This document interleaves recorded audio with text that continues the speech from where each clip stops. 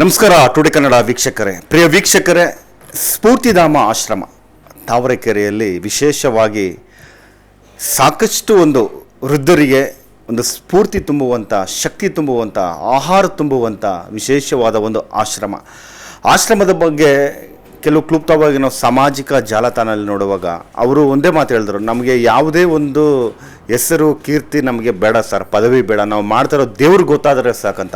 ನಾವು ನೋಡಿ ಸಾಕಷ್ಟು ಏನಾದರೂ ಒಂದು ಕೆಲಸ ಕಾರ್ಯಗಳು ಸಮಾಜ ಸೇವೆ ಮಾಡಿದ್ರೆ ಇಡೀ ಪ್ರಪಂಚಕ್ಕೆ, ದೇಶಕ್ಕೆ ನಾವು ಪ್ರಚಾರ ಮಾಡ್ತೀವಿ. ಅವರೊಂದು ಮಾತು ಹೇಳಿದ್ರು, ನಾವು ಪ್ರಚಾರ ಪ್ರಿಯರಲ್ಲ, ನಾವು ಮಾಡೋ ಸೇವೆ ಆ ಭಗವಂತನಿಗೆ ಗೊತ್ತಾದರೆ ಸಾಕು. ಯಾಕಂದರೆ ನೋಡಿ ಪ್ರಿಯ ವೀಕ್ಷಕರೇ, ಸ್ಫೂರ್ತಿಧಾಮ ಆಶ್ರಮದಲ್ಲಿ ನಾವು ನಮ್ಮ ಮಾಧ್ಯಮ ಮುಖಾಂತರ ನಾವು ರಿಸರ್ಚ್ ಮಾಡುವಾಗ, ಪರಿಶೀಲನೆ ಮಾಡುವಾಗ ಅಲ್ಲಿ ಪ್ರತಿಯೊಬ್ಬರು ನೊಂದಂಥ ಹೃದಯಗಳು ಒಂದೇ ಮಾತು ಹೇಳಿದರು, ಸರ್ ಇಲ್ಲಿ ನಮಗೆ ನಮ್ಮ ಮನೆಗಿಂತ ಹೆಚ್ಚಾಗಿ ನಮ್ಮನ್ನು ನೋಡ್ಕೋತಾರೆ ಅಂತ. ಅದರ ಸಂಸ್ಥಾಪಕರು ವಸಂತರವರು ನಮ್ಮ ಮಧ್ಯದಲ್ಲಿದ್ದಾರೆ. ಯಾಕಂದರೆ ಆಶ್ರಮ ನಡೆಸುವುದು ಅಷ್ಟು ಸುಲಭವಲ್ಲ.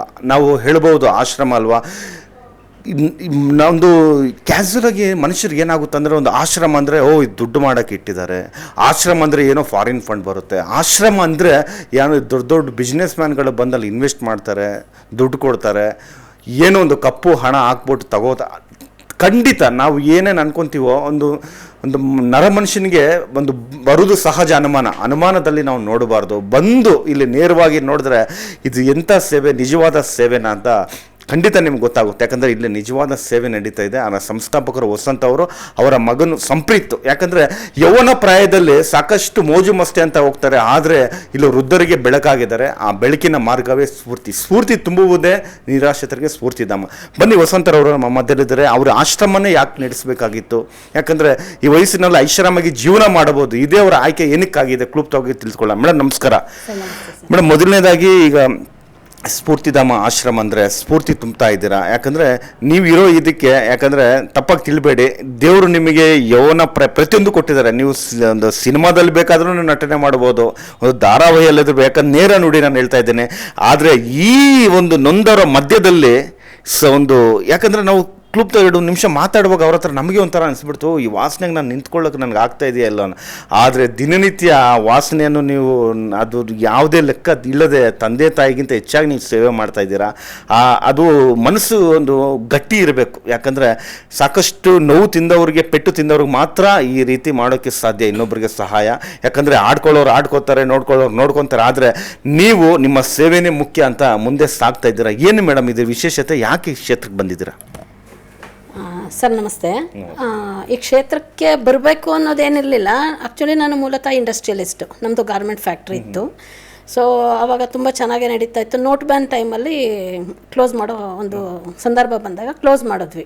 ಆ ಕ್ಲೋಸ್ ಮಾಡಿದಾಗ ಒಬ್ಬರು ನನ್ನ ತುಂಬ ಆಪ್ತದರ ಒಬ್ರು ಏನು ಹೇಳಿದ್ರು, ಮೇಡಮ್ ಅವರ ಈಗ ಇನ್ನೇನು ನೀವು ಊರ ಕಡೆಗೆ ಹೋಗೋದೇ ಅಲ್ವಾ, ಫ್ಯಾಕ್ಟ್ರಿ ಎಲ್ಲ ಕ್ಲೋಸ್ ಮಾಡಿದ್ರಲ್ಲ, ಮತ್ತೇನಿದೆ ನಿಮ್ಮದು ಅಂತ, ಬೆಂಗಳೂರಲ್ಲಿ ಏನಿದೆ ನಿಮ್ಮದು ಅಂತ ಅಂದರು. ಆಗ ಮಾನಸಿಕವಾಗಿ ತುಂಬ ಬೇಜಾರಾಯಿತು. ಹೌದಲ್ವಾ, ನಾವು ಇಷ್ಟು ದಿನ ಮಾಡಿದ್ದಕ್ಕೂ ಏನೂ ಇಲ್ಲ, ಎಲ್ಲ ಕ್ಲೋಸ್ ಆಗೋಯ್ತು, ಈಗ ಮತ್ತೆ ಏನು ಮಾಡಬೇಕು ಮುಂದೆ ಅನ್ನೋದು ನಮಗೇನೂ ತೋಚಲಿಲ್ಲ.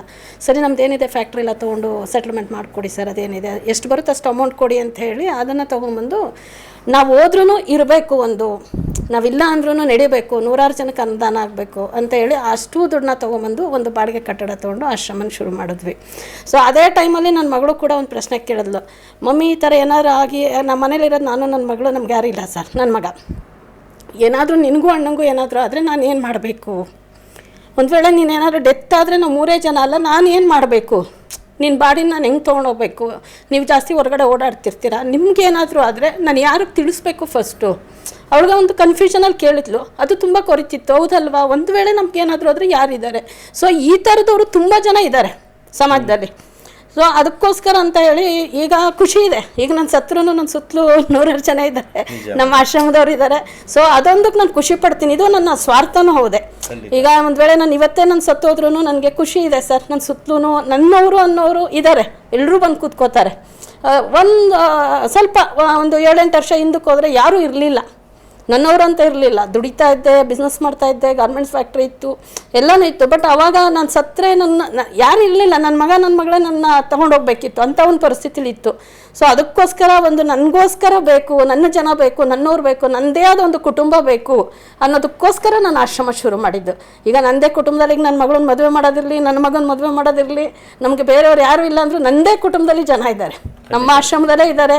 ಇವರೆಲ್ಲರ ಒಂದು ಸಮ್ಮುಖದಲ್ಲಿ ಮಾಡಬೇಕು ಅನ್ನೋದು ಒಂದು ಮಾದಾಸೆ ಕೂಡ ಇದೆ. ಅದನ್ನು ಹಾಗೆ ಮಾಡ್ತೀವಿ ಕೂಡ.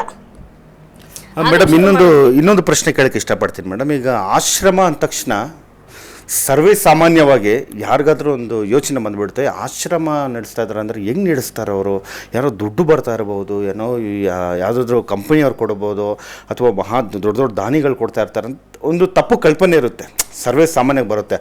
ಆದರೆ ಇಲ್ಲಿ ನಾವು ನೇರವಾಗಿ ಬಂದು ನೋಡುವಾಗ ಇಲ್ಲಿ ನೀವು ಇದೆಲ್ಲ ತೋರಿಸಿದ್ರಿ ನನಗೆ, ಇದು ನನಗೆ ತುಂಬ ಸ್ವಲ್ಪ ನೋವಾಯಿತು. ಯಾಕಂದರೆ ಇಲ್ಲಿ ಮುಚ್ಚುಮರೆ ಏನಿಲ್ಲ, ಯಾಕಂದರೆ ಇದು ಸತ್ಯ ನೇರವಾಗಿ ನೋಡಿದ್ದೀವಿ, ಮುಖಸ್ತುತಿನೇ ಮಾಡ್ತಾ ಇಲ್ಲ ಇಲ್ಲಿ. ಯಾಕಂದರೆ ಇವರು ನಾನು ಕೇಳುವಾಗ ಮೇಡಮ್ ಹೆಂಗೆ ನಡೆಸ್ತಾ ಇದ್ದೀರಾ, ತಿಂಗಳಿಗೆ 1 ಲಕ್ಷ ಹೆಂಗೆ ನಡೆಸ್ತಾ ಇದ್ದಾರೆ ಸರ್? ಇವರು ಫೈನಾನ್ಸ್ ಕಾರ್ಡ್ಸಲ್ಲಿ ನೋಡುವಾಗ, ಯಾಕಂದರೆ ನಮ್ಮ ಎತ್ತವರೇ ನಮಗೆ ಫೈನಾನ್ಷಿಯಲ್ ತೊಗೊಂಡು ನಮ್ಗೆ ಸಾಕಲ್ಲ ಈ ಕಲಿಯುಗದಲ್ಲಿ. ನಾನು ಯಾಕೆ ಸಾಲ ಮಾಡಿ ಓದಿಸ್ಬೇಕು, ನಾನು ಯಾಕೆ ಸಾಲ ಮಾಡಿ ಅವ್ರನ್ನ ಪೋಷಣೆ ಮಾಡಬೇಕು, ನಾನು ಯಾಕೆ ಸಾಲ ಮಾಡಿ ಅವ್ರಿಗೆ ದವಸ ಧಾನ್ಯಗಳು ಕೊಡಬೇಕು ಅನ್ನೋ ಪ್ರಪಂಚ ಕಲಿಯುಗದಲ್ಲಿ ನೀವು ಇಷ್ಟೊಂದು ಫೈನಾನ್ಸಲ್ಲಿ ತೊಗೊಂಡು ಅವ್ರನ್ನ ಸಾಕ್ತಾ ಇದ್ದೀರ ಮೇಡಮ್. ಇದು ಯಾವುದೇ ಸ್ವಾರ್ಥಕ್ಕಾಗಿ ಅಲ್ಲ, ಒಳ್ಳೆತನ ನಿಮ್ಮಲ್ಲಿ ಇದರಿಂದ. ಯಾಕಂದ್ರೆ ನೀವು ನೊಂದಿರ್ತೀರ ಜೀವನದಲ್ಲಿ ತುಂಬ, ಬೇರೆಯವ್ರು ನೊಂದಬಾರ್ದು, ನಿರಾಶ್ರಿತರು ಯಾಕಂದರೆ ಹಣ್ಣ ಇಲ್ಲದೆ ಸಾಯಬಾರ್ದು ಎಂಬುದಾಗಿ ನಿಮ್ಮ ಸಿದ್ಧಾಂತ ಇಟ್ಕೊಂಡಿದ್ದೀರ ಮೇಡಮ್. ಯಾಕೆ ಇದು ಬೇಕಿತ್ತ ಅನ್ನೋ ಯಾವುದು ಅನಿಸಿದೆ ಮೇಡಮ್ ನಿಮಗೆ? ಅಲ್ಲ, ಆ ಥರ ಏನು ಅನಿಸಿಲ್ಲ ಸರ್. ಈಗ ಕೆಲವ್ರಿಗೆ ಯಾರಿಗೇ ಇರಲಿ ಸರ್, ಪ್ರತಿಯೊಬ್ಬರಿಗೂ ಸಾವು ಅಂದರೆ ಭಯ ಆಗುತ್ತೆ, ಪ್ರತಿಯೊಬ್ಬ ವ್ಯಕ್ತಿಗೂ ಬರುತ್ತೆ. ನಾನು ಅಂದರೆ ಇರೋದಕ್ಕಿಂತ ನಾನು ಸತ್ತ ಮೇಲೆ ನನ್ನ ಸುತ್ತಲೂ ಯಾರು ಇರ್ತಾರೆ, ಪ್ರತಿಯೊಬ್ಬ ವ್ಯಕ್ತಿ ಅವ್ರ ಪ್ರಶ್ನೆ ಕೇಳ್ಕೊಂಡಿರ್ತಾರೆ ನನಗೆ ಗೊತ್ತಿರೋ ಪ್ರಕಾರ. ಸೊ ಇಲ್ಲ, ನನ್ನಲ್ಲಿರೋರು ಅಷ್ಟೇ, ನಾನು ಸತ್ತಾಗ ನನಗೆ ಯಾರೂ ಇಲ್ಲ ಅನ್ನೋ ಫೀಲ್ ಆಗಬಾರ್ದು ಅವ್ರಿಗೆ. ನಮ್ಮ ಆಶ್ರಮದವ್ರು ಇದ್ದಾರೆ, ಯಾಕಂದರೆ ಅವ್ರು ಕೂಡ ನೋಡಿರ್ತಾರೆ ಒಬ್ಬ ವ್ಯಕ್ತಿ ಅವ್ರ ಮರಣ ನಂತರ ಯಾವ ಥರ ಮಾಡ್ತಾರೆ, ಏನು ಮಾಡ್ತಾರೆ ಅಂತ. ಸೊ ಅವ್ರಿಗೆ ಆ ಭಯ ಇಲ್ಲ, ನಾನು ಒಂಟಿಯಾಗಿ ಸತ್ತೋಗ್ತೀನಿ, ನಾನು ಅನಾಥ ಶವ ಆಗ್ತೀನಿ ಅನ್ನೋದು ಭಯ ಯಾರಿಗೂ ಇಲ್ಲ. ಯಾಕಂದ್ರೆ ನನಗೆ ಆ ಭಯ ತುಂಬಾ ಕಾಡಿತ್ತು. ಹೌದಲ್ವಾ, ನನ್ನ ಮಗಳೊಬ್ಳು ಏನು ಮಾಡ್ತಾಳೆ, ನಾನು ನನ್ನ ಮಗ ಹೊರಗಡೆ ಓಡಾಡ್ಬೇಕಾದ್ರೆ ಏನಾರು ಆಕ್ಸಿಡೆಂಟ್ ಆಗಿ ಏನೇ ಆದ್ರೂ ಒಬ್ಳು ಏನು ಮಾಡ್ತಾಳೆ, ಅನಾಥ ಶವ ಆಗ್ತೀವಲ್ವ ನಾವು, ಏನೋ ಒಂದು ಆ ಭಯ ತುಂಬ ಇತ್ತು. ಸೊ ಅಂಥವ್ರಿಗೆ ಈ ರೋಡಲ್ಲಿರೋರಾಗಿರ್ಬೋದು, ನಿರಾಶ್ರಿತರೋರು, ಅವ್ರಿಗೆ ಆ ಥರ ಭಯ ಯಾರಿಗೂ ಕಾಡಬಾರ್ದು ಸರ್. ಪ್ರತಿಯೊಬ್ಬ ಮನುಷ್ಯಂಗೆ ಭಯ ಇದ್ದೇ ಇರುತ್ತೆ, ಯಾರು ಓಪನ್ಲಿ ಹೇಳ್ತಾ ಇಲ್ಲ, ನಾನು ಹೇಳ್ತಾ ಇದ್ದೀನಿ. ಖಂಡಿತ ಪ್ರತಿಯೊಬ್ಬರಿಗೂ ಅವರ ಆ ಒಂದು ಗಿಲ್ಟು ಪ್ರತಿಯೊಬ್ಬರೂ ಕಾಡ್ತಾ ಇರುತ್ತೆ, ನಾನು ಅನಾಥ ಶವ ಹೋಗ್ತೀನಿ, ನಾನು ಅನಾಥ ಶವ ಆಗ್ತೀನಿ ಅಂತ. ಸೊ ನಾವು ರೋಡ್ ಸೈಡಲ್ಲಿರೋರನ್ನೇ ಕರ್ಕೊಂಬಂದು ಅಂಥವ್ರಿಗೊಂದು ಆಶ್ರಯ ಕೊಡೋ ಉದ್ದೇಶ ಇದಿದೆ. ಅವ್ರಿಗೆ ಆ ಒಂದು ಇರಬಾರ್ದು. ಎಲ್ಲೋ ಒಂದು ಕಡೆ ನಾನು ನೆಮ್ಮದಿಯಿಂದ ಇದ್ದೀನಿ. ಈಗ ಅಣ್ಣಯ್ಯ ಅಂತ ಹೇಳಿದ್ರು, ನಮಗೆಲ್ಲೋ ಒಂದು ಕಡೆ ಭಿಕ್ಷೆ ಬೇಡ್ಕೊಂಡಿರ್ಬೇಕಿತ್ತು, ಈಗ ತಲೆ ಮೇಲೆ ಒಂದು ಸೂರಿದೆ ಅಂತ. ಸೊ ಅವರ ಆಶೀರ್ವಾದ ನಮಗೆ ಶ್ರೀರಕ್ಷೆ ಸರ್. ಖಂಡಿತ ಮೇಡಮ್. ಅದೇ ರೀತಿ ಈಗ ನಾವು ನೋಡುವಾಗ ಈ ಒಂದು ಸ್ಥಳ ಯಾಕಂದ್ರೆ ಚಿಕ್ಕದೇನಲ್ಲ ಈ ಸ್ಥಳ, ಯಾಕಂದರೆ ತುಂಬ ದೊಡ್ಡದಾಗಿದೆ. ಯಾಕಂದರೆ ಇದಕ್ಕೆ ನೀವು ನೋಡುವಾಗ ಒಂದು ಲಕ್ಷ ಬಾಡಿಗೆ ಅಂದರೆ, ಯಾಕಂದರೆ 1 ಲಕ್ಷ ಬಾಡಿಗೆ ಅಂದರೆ ಈ ಸಾಮಾನ್ಯ ದುಡ್ಡಲ್ಲ 1 ಲಕ್ಷ. ಯಾಕಂದರೆ ನಮಗೆ ಟೈಮ್ಗೆ 500 ರೂಪಾಯಿ 1000 ರೂಪಾಯಿ ಹುಟ್ಟೋದು ದೊಡ್ಡ ಒಂದು ವಿಷಯ, ಕೊಡೋದಿಲ್ಲ ಯಾರೋ ಫೋನ್ಪೇ ಕೊಡಪ್ಪ 200 ರೂಪಾಯಿ ಅಂದರೆ ಕಳಿಸಲ್ಲ ಅಂತ. ಇದರಲ್ಲಿ 1 ಲಕ್ಷ ನೀವು ಬಡವರಿಗಾಗಿ, ನಿರಾಶ್ರಿತರಿಗಾಗಿ ನೀವು ಮುಡುಪಾಗಿಟ್ಟವ್ರಿಗೆ ನೀವು ಬೆದೆಲ್ ಬಗ್ಗೆ ಏನು ಹೇಳ್ತೀರಾ? ಖರ್ಚೆಲ್ಲ ಇನ್ನೂ ಜಾಸ್ತಿ ಬರುತ್ತೆ. ಸೊ ಬಾಡಿಗೆ ಕಟ್ಟೋಕ್ಕೆಲ್ಲ ಸ್ಟಾರ್ಟಿಂಗ್ ಪ್ರಾಬ್ಲಮ್ ಆಗ್ತಿತ್ತು. ನಮ್ಮದು ಬಿಸ್ನೆಸ್ ಫ್ಯಾಕ್ಟ್ರಿ ಎಲ್ಲ ಕ್ಲೋಸ್ ಮಾಡಿದ್ಮೇಲೆ ನಮ್ಮದು ಸ್ವಲ್ಪ ಕಾರ್ಗಳೆಲ್ಲ ಇತ್ತು, ಅದನ್ನೆಲ್ಲ ಸೇಲ್ ಮಾಡಿ, ನನ್ನ ಮಗನ ಬೈಕೆಲ್ಲ ಇತ್ತು, ಅದನ್ನು ಸೇಲ್ ಮಾಡಿ ಬಾಡಿಗೆ ಎಲ್ಲ ಕಟ್ಕೊಂಡ್ಬಂದ್ವಿ. ಸ್ವಲ್ಪ ನಂದು ಗೋಲ್ಡ್ ಇತ್ತು, ಅದೆಲ್ಲ ಸೇಲ್ ಮಾಡ್ಕೊಂಡು ಬಂದ್ವಿ. ಲಾಸ್ಟ್ ಎಂಡಿಂಗ್ ಮೂಮೆಂಟಲ್ಲಿ ಒಂದು ಐಡಿಯಾ ಬಂತು.